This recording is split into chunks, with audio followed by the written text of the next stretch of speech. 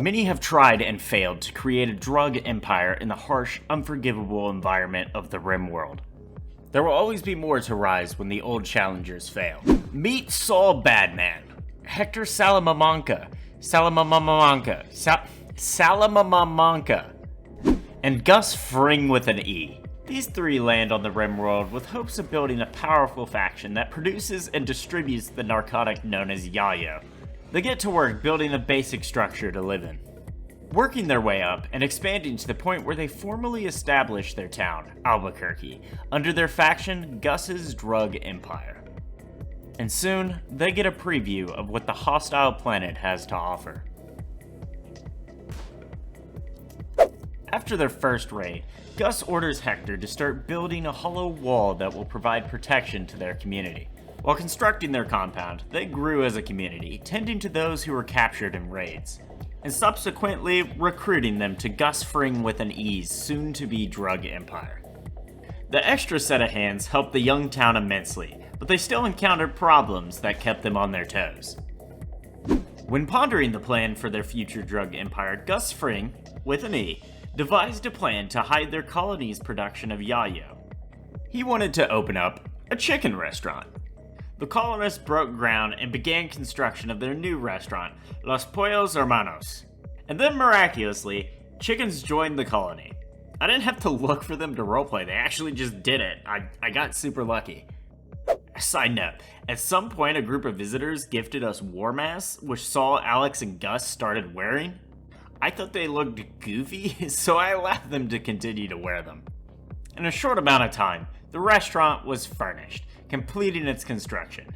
Now people from all over the RimWorld would come to eat at this reputable establishment that isn't a front for yayo at all. Like 100%, it isn't a front, okay? Why would you say that? I'm going to stress this. It isn't a front.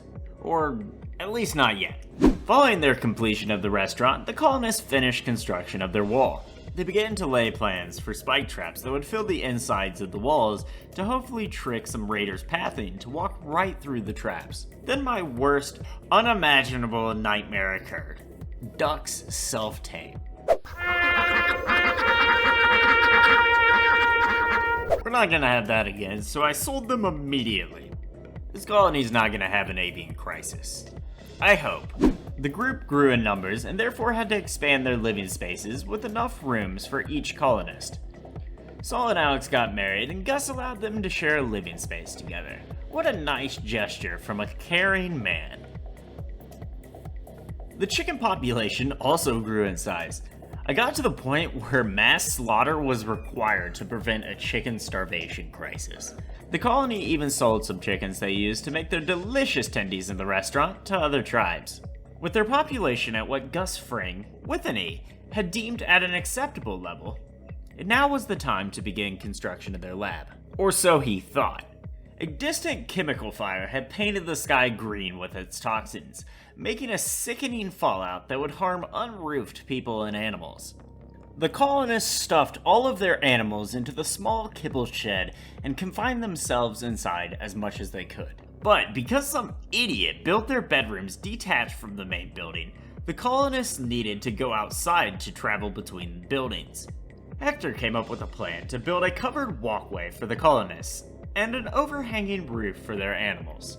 This solved most of their problems as the colonists could safely travel between buildings and the animals were covered while they were grazing in their enclosure. Because of Hector's quick action, no animals or people got seriously sick during the toxic fallout, and it eventually faded.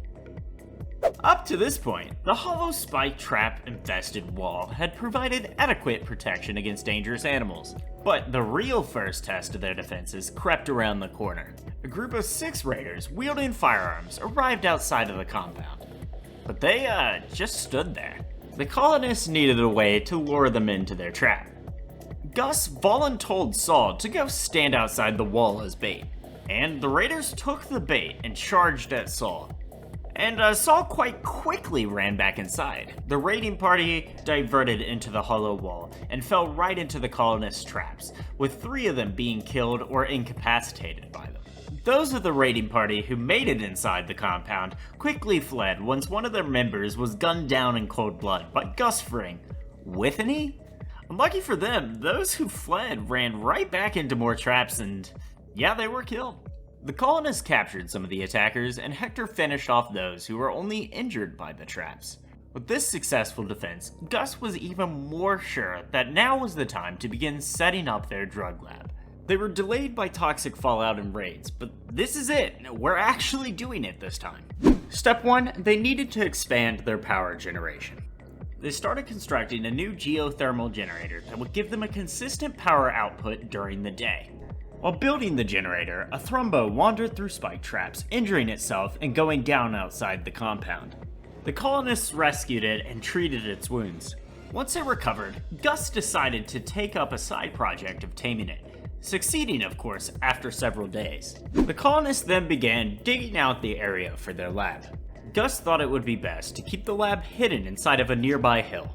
Once they excavated the area for the lab, they quickly set up the equipment to grow psychoid leaves, the base building block of yayo. And once those leaves were harvested, the cook commenced. Parks began brewing the first batch of yayo. Upon its completion, I would give it 4 illegal narcotics out of 5. It was a pretty good batch. They were on track to make a large, good, profitable batch of yayo to sell when Gus's beloved thrumbo did the unspeakable. It ate some of the psychoid leaves. Gus deemed this unacceptable. He ordered one of his lackeys to slaughter and butcher his prized thrumbo. Oh yeah, and then Gus got married that same day. Shows how much he cared. A little while later, the colony made their first yayo sale to a man who visited named Zippy. He came by for some chicken and some hard drugs. Word spread of their cooks, and soon they were raided by more powerful groups. There was a large attack on 2 fronts by a group of raiders with ODST drop pods. Too bad for them, they were quickly dispatched by spike traps. Yeah, it's undeniable, spike traps are OP. The colony was safe from external threats, but they were susceptible to internal threats. I know I tried to improve from last time, and I did. Instead of having an animal crisis 3 times, I only had 1 this time. Hopefully next time I'll get it down to 0 crises. It wasn't all horrible though. They did make a record sale of 152 units of yayo. They took the profits of this sale to fund an expansion of their lab, buying steel and components. The colony dug out more of the hill to make room for more psychoid leaf basins to increase production of our precious drugs. The colony was also making progress technologically. They were able to make new weapons like incendiary launchers. Not that they needed it, since the spike traps were pretty good. Gus, however, was dissatisfied with the quality of their cooks. He believed that their yayo was good, but it could be better. Gus sought to eliminate their cook, Parks. His problem was that Parks is married to Hector. He knew he couldn't execute her while Hector was around. Gus Fringe, with an E, sent Hector and Saul to sell their yayo at the nearby towns. While they were away, Gus executed his plan, killing Parks himself. He noticed that he had damaged a wall with the stray bullet. He began to repair the wall as Parks' lifeless corpse lay beneath him. He then slept peacefully. Gus Fringe, with an E, and his goons surrounded Hector upon his return. They broke the news of their execution of Parks and ordered him to surrender his shotgun. Hector was filled with rage, but sensed that this was not the time for him to take his proper revenge. So Hector obliged and dropped his weapon. Later that night, Saul met with Hector. Saul voiced his concerns of Gus's lust for power. They came up with a plan to rid the RimWorld of Gus Fringe with an E. Hector worked tirelessly to prep the growing room as the staging ground for their plan.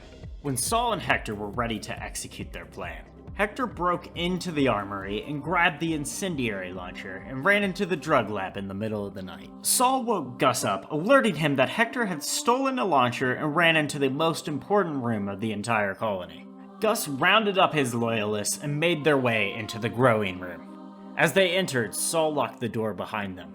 Hector, without skipping a beat, opened fire with his incendiary launcher, setting the room ablaze. Gus's lackeys returned fire, but panic soon set in when they realized they were trapped in a burning tomb. Gus caught a flame, and soon burned alive. Hector's plan had succeeded, but soon he succumbed to the flame himself, but with a smile on his face. The flames quickly spread throughout the rooms of the colony. Saul and his wife Alex rounded up some buffalo, grabbed basic food, and obviously took all of the remaining silver from the vault.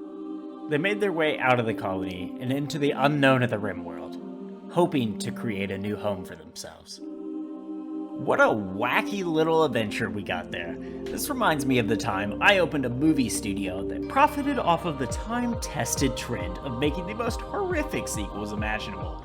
Click the video on the left to watch that. Or, if you would rather watch the first Breaking Bad themed RimWorld video I made, click the video on the right.